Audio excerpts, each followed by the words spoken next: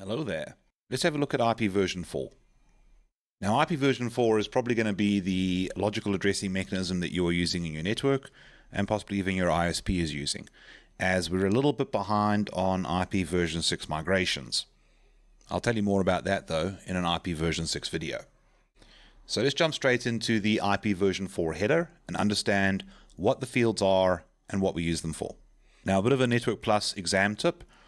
If you want, you can try and memorize these packet structures and header structures. It's not a bad idea, as you might get asked to deal with it, but it's a lot to cram into your head for a maybe question. What I find to be far more useful is rather remembering what the fields are and what they're used for, and then just taking a chance at just labeling a diagram like this. But let's work our way through it. First up, we've got the version field, and this field does what it sounds like. It identifies whether this is an IP version 4 or an IP version 6 packet. Obviously, this being an IPv4 video, it's going to have the value of 4 in there. Then we have the IHL, or Internet Header Length. Oftentimes, this just gets labeled as the header length, and all it does is indicates how long is the IPv4 header, not including the payload. And this will obviously factor in the options, as if you've been looking ahead, you'll notice that the options field can vary between 0 and 40 bytes in size.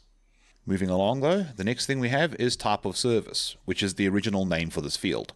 It is now called Differentiated Services Code Point, or just diffserv for short. And it's a field used for traffic prioritization, or quality of service.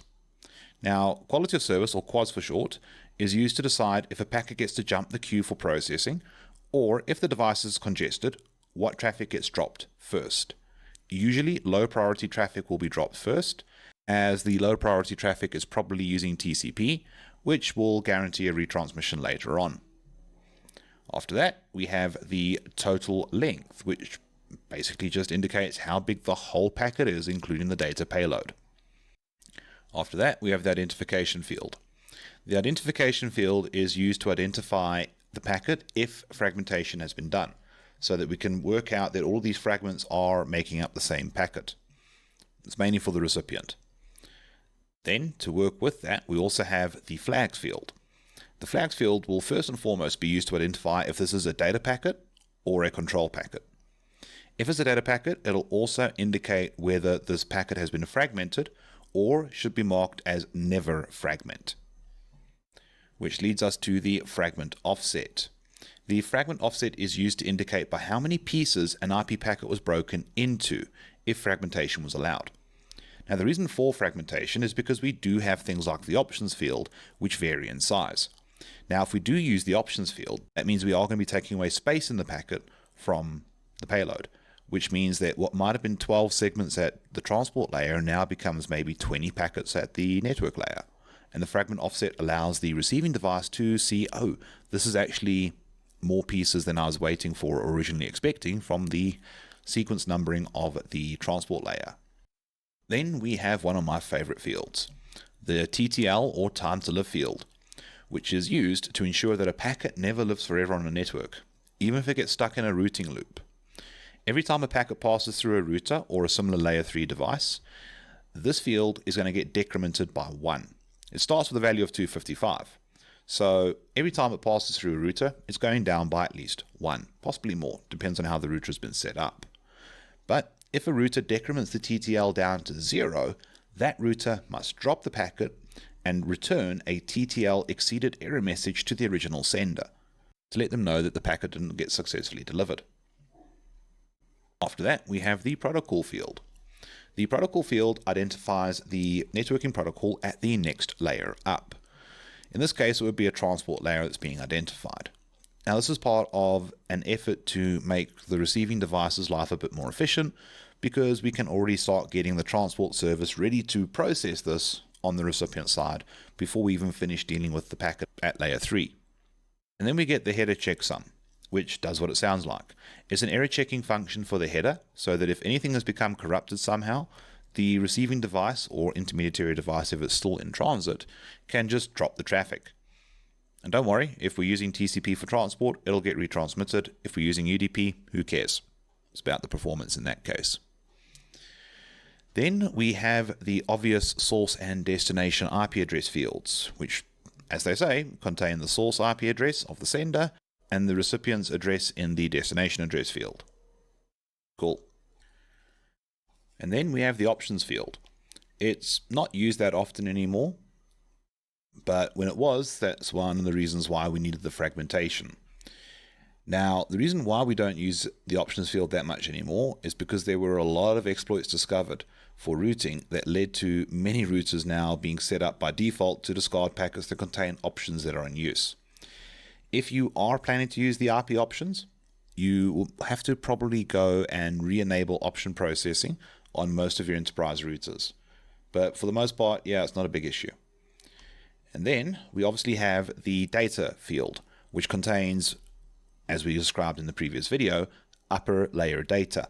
This will include upper layer headers and the actual message or payload that we are trying to transmit. But otherwise, that is the IPv4 header.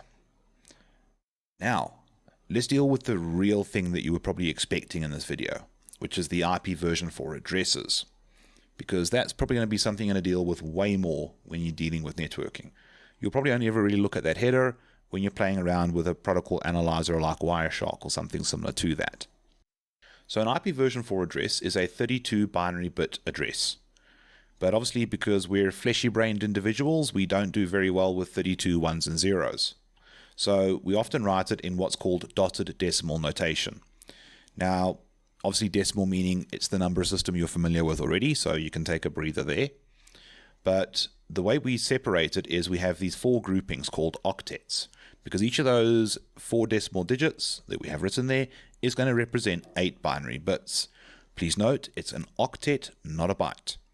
When we're talking about a byte, which is also 8 binary bits, we're talking about a data value, whereas an IP address is an identifier. It's not holding any value, it is just used to identify you. Now, to separate it, we use a simple dot, hence the name dotted decimal.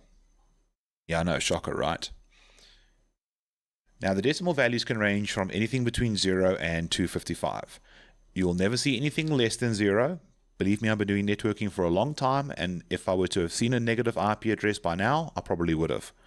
And you also won't see a value greater than 255. If you were to see a 256 or anything like that, that would mean there is a 9th binary bit, which would mean you got more than 32 bits. Now, with that combination of 32 binary bits, we have a total of basically 4.29 billion IPv4 addresses in the entire address space. I'm not reading that whole number out because, honestly, if that was my bank balance, I don't think I'd be worrying about those last few digits there. Either way, though, 4.3 billion almost, not bad. However, if you actually do some arithmetic in your head quickly, you might realize we're going to need some more. But we'll address that problem later. So let's look at the address space and see how it lays out. So one of the things we've done to try and make the IPv4 address space more efficient is we've divided it up into classes. We have class A, which begins at the 1 network and goes all the way up to the end of the 126 network. You'll notice I'm only paying attention to the first octet because that's normally the easiest way to identify, is it part of class A or is it part of class B, where it begins at 128 and goes up to the end of the 191 network. Please note, I am aware that 127 was skipped. It's got a special use that we'll talk about towards the end of this video. Then we've got class C, which starts at 192 and goes all the way up to the end of 223.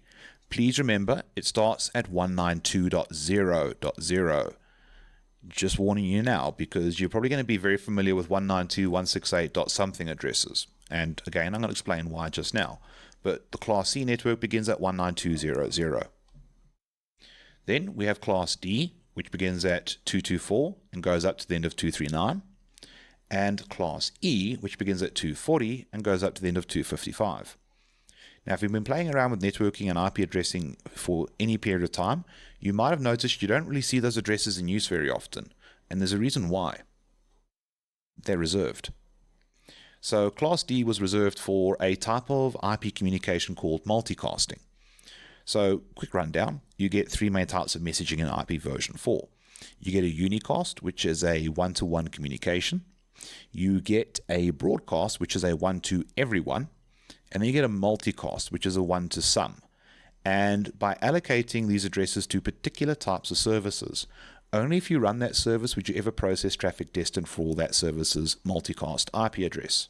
It's a pretty cool thing, but it is a little bit outside the scope of Network Plus. Then we've got Class E, which was reserved for research and development, so that when new protocols and services need to get tested, they're not going to go and break the internet. So let's look at our Classful subnet masks.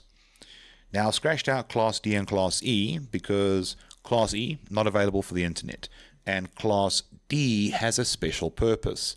So I can't just arbitrarily use any address in the Class D space like I want. But classes A, B, and C will find addresses that we can use, both in our LANs and on the internet.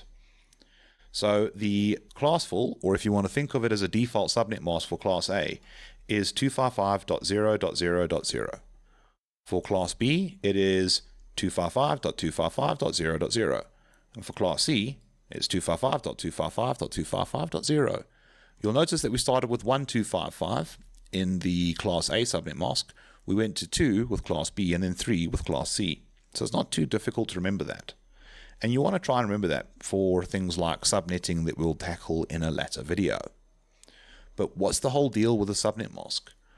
Well, the subnet mask breaks your IP address into two portions, the network address portion and the host address portion.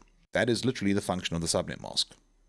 And the IP address bits that will logically AND with the mask are network bits.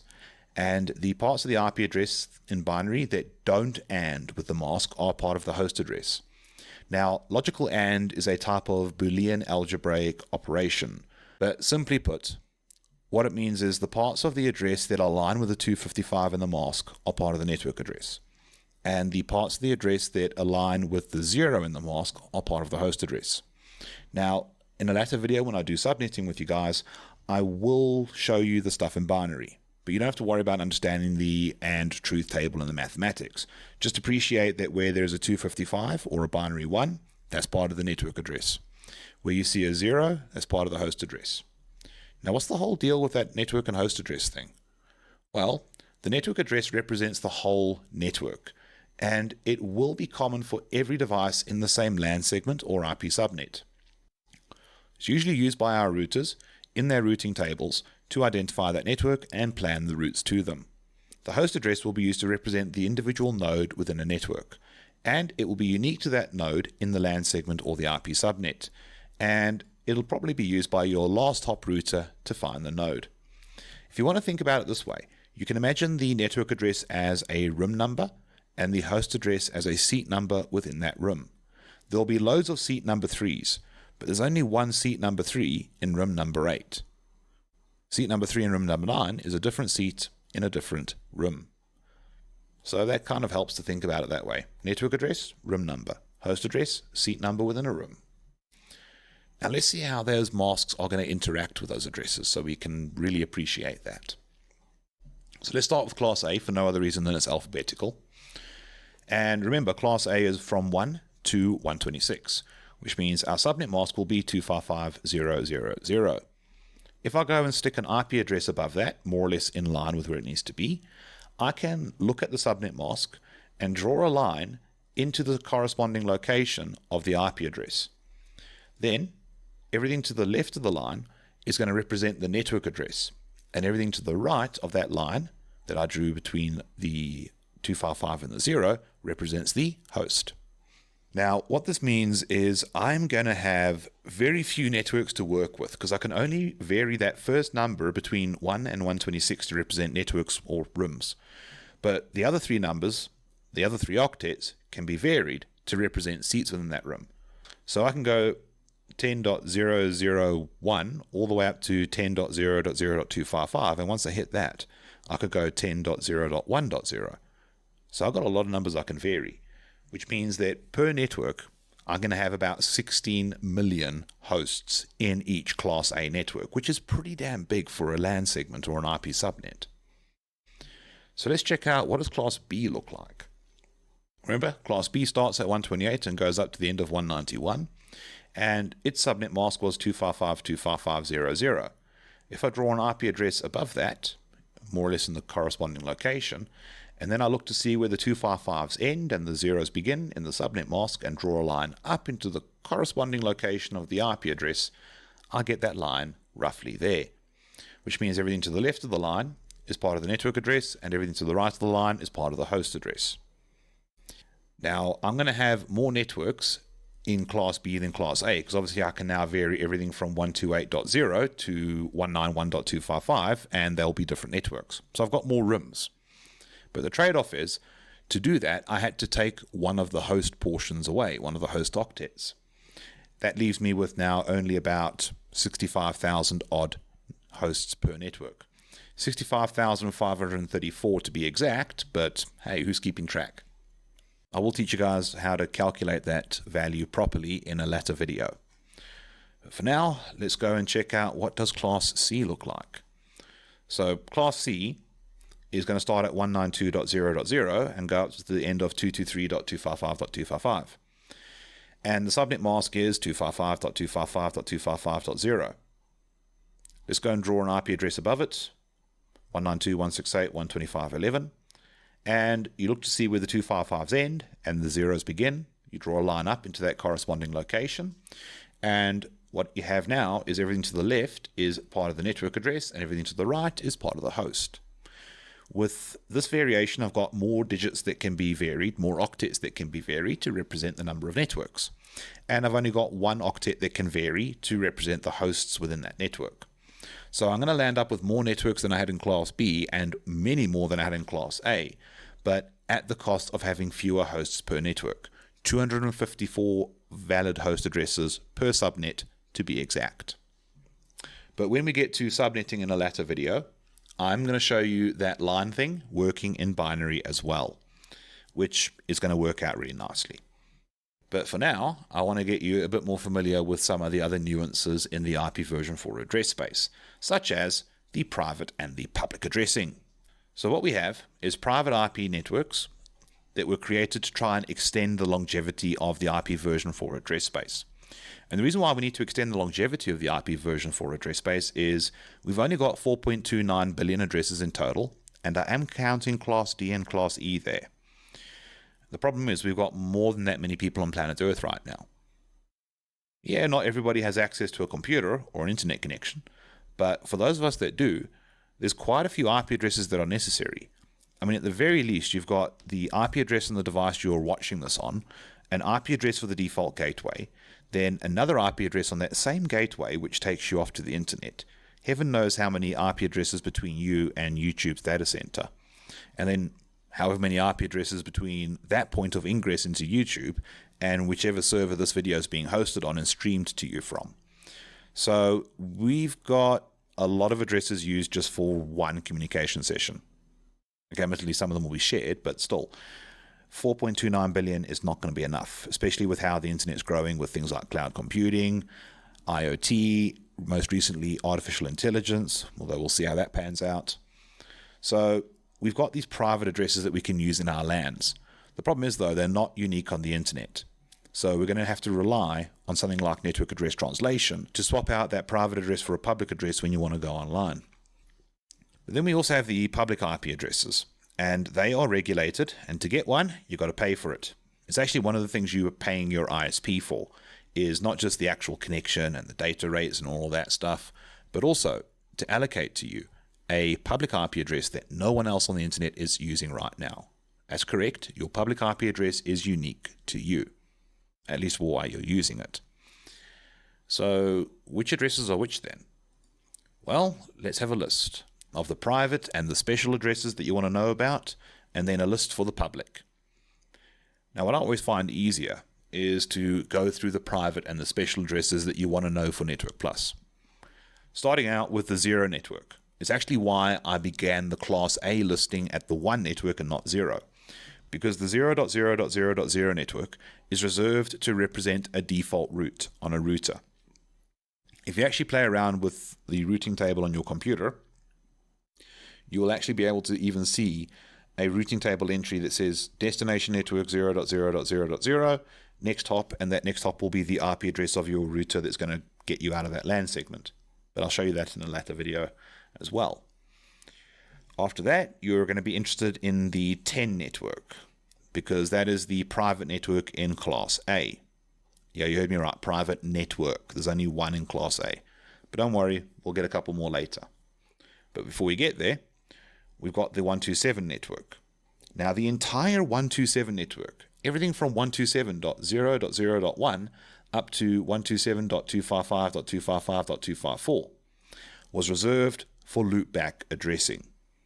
This is kind of funny, actually, because the purpose of a loopback address is so that you can talk to yourself. You can literally send a ping to any one of those 127 addresses and you'll almost always get a response. The reason for it is many, many years ago, operating systems did not come with networking pre-installed. You had to install this TCP/IP suite manually. And because there might be a mistake in how you set it up, you needed a way to check, was your TCP/IP stack working correctly or not? So if you'd ping a 127 address and you get a response, it was all fine, which meant the problem was either your network card or something was wrong on the network. But if you didn't get a response, that meant there was a problem with your TCP/IP stack, and you had to reconfigure it. Nowadays, if that happens, just try rebooting the computer and it normally reinitializes it anyway. But the sick thing is, the 127 network is a Class A network. 16 million addresses to talk to yourself. Now, I have some voices in my head, but I definitely don't need 16 million addresses for them to talk to me. In fact, some of them don't talk to me. They ignore me and talk amongst themselves, which I think is quite rude. But anyway. Then after the 127 network, you've got the 169.254 network. Nice. And that is the IPv4 network, or automatic private IP addressing. That is usually the failover option if DHCP doesn't work for you for whatever reason. If your computer has been set to use DHCP, or as Windows calls it, obtain an IP address automatically, you will randomly choose a host address from the 169.254 network. It'll be a 255.255.0.0 subnet mask, obviously, because it's Class B, and it does allow you to have limited local communication. So usually one of the pieces of advice for troubleshooting is to check what is your IP address if you've got a no internet error. If you see it's 169.254, you know something's up with DHCP. It's either not working, it's ran out of addresses, or there is no DHCP server on that network, which is actually a very rare thing nowadays. But moving along. Next up, we've got the 172.16 through to 172.31 networks. These are the private networks in Class B. We get more networks, but obviously being Class B, we have fewer hosts per network. But it does work out balanced more or less with how many hosts we get in Class B. Lovely. Then we have the 192.168.0 network through to the 192.168.255 network. That is the private space in Class C. Fantastic. Then we've also got Class D and Class E, which are reserved for special purposes. Although if I'm being perfectly honest with you guys, there is a couple addresses in the Class D space that can be used publicly, but it's regulated as well. So it's a bit crazy. So just for now with Network Plus, just treat Class D and Class E as special and reserved. So that is the list you want to know for Network Plus. There are a couple of other ones that are also reserved for special purposes, but they're not going to actually be of any consequence to you. So if you can remember that, you're going to have a much easier time with the public address because the rest are all public. This is how I deal with this for the exams that I do, whether it be Network Plus or something else. If I can remember the private, reserved, and special addresses, which is a lot easier to remember, especially because you see the private addresses a lot in the LANs. And anything that I don't recognize straight away as being on the left-hand side there, I know is probably a public IP address. But for now, that was a good introduction to IPv4. What we're going to do in later videos is we're going to understand the addresses in binary a little bit by learning how to do decimal to binary conversion. And then we're really going to start to appreciate the IPv4 addresses and their rules when we play around with subnetting and routing. But for now, that's all I wanted to show you guys. So obviously I'd like to say thank you all for watching. Really appreciate it.